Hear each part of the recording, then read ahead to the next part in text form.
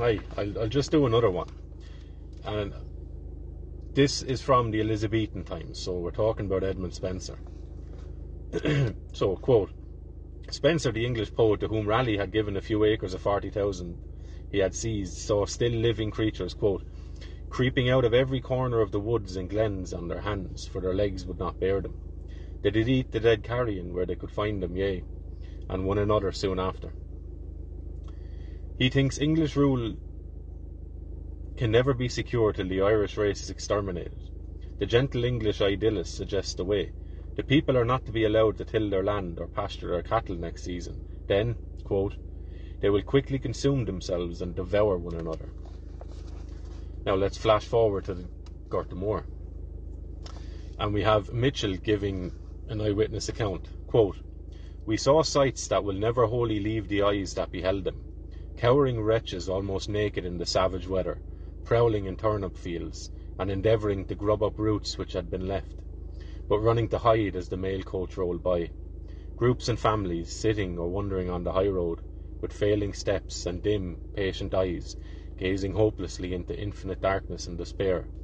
Parties of tall, brawny men, once the flower of Meath and Galway, stalking by with a fierce but vacant scowl, as if they realised that all is not to be, but knew not whom to blame, saw none whom they could rend in their wrath. Sometimes I could see, in front of the cottages, little children leaning against the fence when the sun shone out, for they could not stand.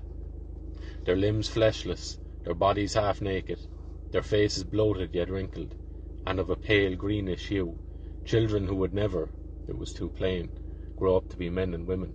End quote. Somebody in your family survived those situations.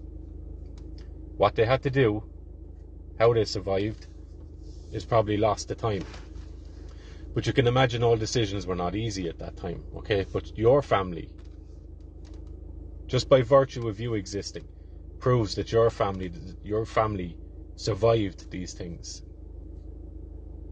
To pass on a gift of life and a gift of opportunity, the gift of chance, I suppose, to those that followed. And it's easy in modern days to just take your existence as a given. For it can be painful to track back your own lineage, never mind the lineage of your people as a whole, okay, or in large part. So, from skeletons chewing on grass and eating clovers, to me sitting in my car, comfortable and warm as it is and all that, and recording myself on my phone to give out about the current state of affairs. Those people's sacrifices that came before, our ancestor sacrifices, they were met well by us. They've been met well.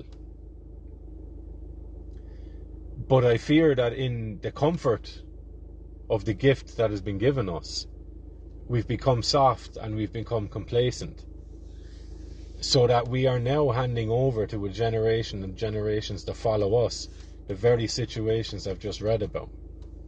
And if you don't believe that it's possible, I've just read the accounts of them. There's thousands of these things. Go and read them. But if you don't believe that it's possible to happen again, go read what has come before.